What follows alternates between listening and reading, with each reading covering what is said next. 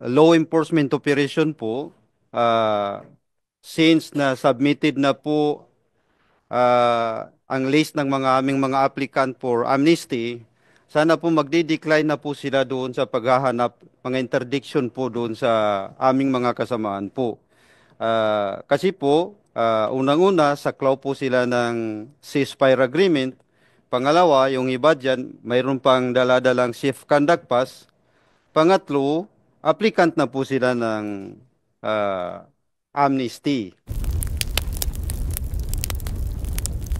Ang pinag-uusapan po namin yung policing dito doon sa BARM law na sinasabi po doon na pwede namang i-waive. Yun po yung kasulukuyan na sinasabi po ni Minister Raisa Jajuri na kasi po ang sinasabi nila na dapat ay inshallah makuha po nila yung numero na gusto nila na maging pulis galing po sa MILF at MNLF makapasok po sa PNP. Kaso nagkaroon po ng delay. Ang nangyari po parang itong huli 400 lang po yung 300 to be exact 370 394 lang po yung nakapasok. Ang kanila pong lahat naman po tayo may wish di ba? Ang wish po nila sana may 10,000 po in 5 years. Pero ngayon 400 pa lang. So lumalabas po kung ganun po ang tagal. So 2,000 lang lumalabas po yon in 5 years. So short ng 8,000. Ang gusto po nila sana may paraan po para mapabilis pa. Kasi napakahalaga po noon na ang atin pong mga pulis din na makikita po natin doon. Yan yung alam ng lugar nila at kilala yung mga tao. Yun lang po natin talaga makakamit talaga yung kapayapaan Yung pulis, kilala niya yung lahat ng tao. So yun po, nandun po kami, Senator Bato. Kaya pagdating nyo, para kang anghel po na pumasok. Dahil yun po yung topic. Thank you, Mr. Chairman. Rest assured that in our future hearings with our committee, Public Order and Dangerous Drugs, I will ask NAPOLCOM, I will ask PNP, the progress of their recruitment in PROBAR. Lahat naman tayo talaga nagde-desire na sana yung police natin sa ating komunidad ay homegrown taga atin talaga, di ba? At from the point of view naman sa national government, talagang gusto rin ng national government na yung police diyan para maging epektibo, taga diyan talaga. Hindi na kailangan padala pang taga Luzon na para ma-assign doon kasi dapat taga diyan talaga ang ilagay natin. So siguro I will consult with the PNP at saka sa NAPOLCOM bakit gano'n kabagal yung kanilang recruitment dyan sa PROBAR. Rest assured, Mr. Chairman, I will follow that up. Isang ano na po yun, Allahu Akbar. Ano po, ako po'y talagang Allahu Akbar. Talagang maganda yung inuumpisahan mo ng dua ang araw Biglang nakausap po natin si Lacan Migs, si Senator Migs Subiri. Ngayon po, dumating din po si Senator Bato. Pag-uusapan po namin mamaya lahat ito. Ito po ay isang bagay na dapat po namin harapin. Dahil sa totoo lang po, ang daming mga pinag-uusapan ngayon na hindi pa pala dapat yun ang pinag-uusapan. Dapat ang pinag-uusapan natin, ito muna. Kung paano tayo makakadeliver doon po sa mga ipinangako ng gobyerno sa MILF. So sa ngayon po, hindi ko na po masyadong patatagalin. Kung meron pa po kayong gustong sabihin, handa po kaming makinig ni Senator Bato. Kung wala na po, mag-suspend lang po tayo. Hindi po tayo sige po, Brother Anwar Alamada. Sir, tatapusin ko lang po yung aming share. Sana din po sir yung law enforcement operation po, since na submitted na po ang list ng mga aming mga applicant for amnesty, sana po magde-decline na po sila doon sa paghahanap mga interdiction po doon sa aming mga kasamaan po.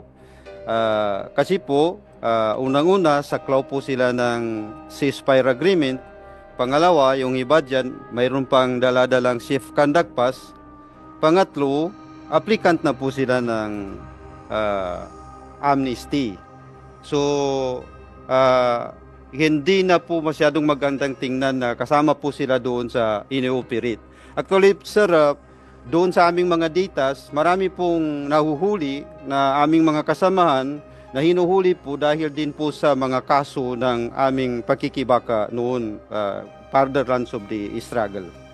Yung iba po nakakalabas na po, inaasikaso namin po sa mga regular courts, pero hinuhuli po sila dahil po doon sa mga kaso na saklaw naman po ng political struggle po namin. Assalamualaikum. Waalaikumsalam. Ako po'y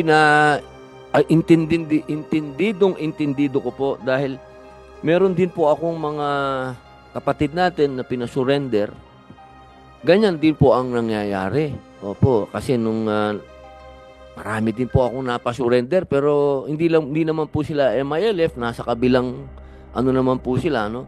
Pero ganyan din po pagka hinuhuli, parang magkaiba eh. So surrender sa sundalo, i-operate naman ng pulis.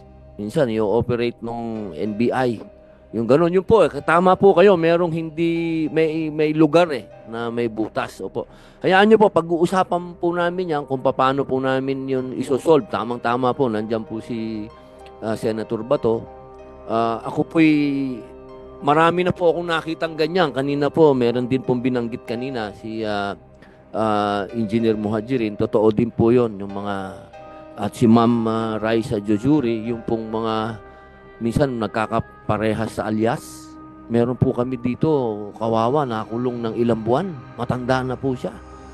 Si Muhammad Said, kawawa po yung kapatid natin na yun, na matanda na po, senior citizen, kinulong po ng 6 na buwan sa bilibid po Tapos saka lang po na palaya, hindi po namin tinigilan hanggang sa mapalaya po. Pero 6 na buwan na po siyang nakulong. At hindi po siya yung totoo po na may mga ganitong mga ganap. At pinipilit po natin na Brother Anwar na ma-solve po ito. Baka may gusto pong sabihin si Senator Bato. Thank you, Mr. Chair. Siguro, isang paraan dyan para ma-address natin yan, yung National Amnesty Commission during our hearings, kausapin natin na meron silang local amnesty board doon sa area ninyo, di ba? Dapat once yung nag-apply na, aplikante na yung isang miyembro ng MILF doon sa, nag-submit na ng application doon sa local amnesty board at on process na, dapat it should be incumbent on their part na i-inform yung local law enforcement na, ito pinaprocess na namin ito. Huwag naman ninyong habol-habulin at babalik naman ito sa bundok kung habulin ninyo. Nagpa-process na nga So it's just a matter of coordination between the local amnesty board at saka ng local law enforcement ng PNP at ng NBI kung sino bang kasi unless walang ibang motivation yung police na maghabol ng mga may warrant of arrest. Minsan kasi meron ding complainant ba pupunta sa kanila, sir, yan may warrant yan yung pumatay ng aking kapatid, ng aking pamilya. Sir, may warrant yan, dapat trabahuin nyo, gumawa kayo ng paraan para ma-implementa yung batas. Parang ganon.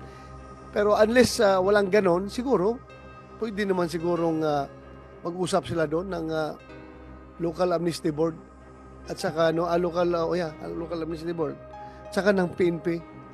I-inform lang na nandito na ito, huwag na ninyong guluhin, yung galawin, di ba? Kaya nga tayo nag-create ng amnesty para we are at peace with everyone. Tapos ngayon, mag-insist pa kayo habol-habulin yan dahil lang on the pretext na meron siyang warrant, ganun. Pinaprocess naman yan. Siguro kulang lang ng coordination. Sige lang, during our mga hearings natin, i-remind natin na, Mr. Chairman,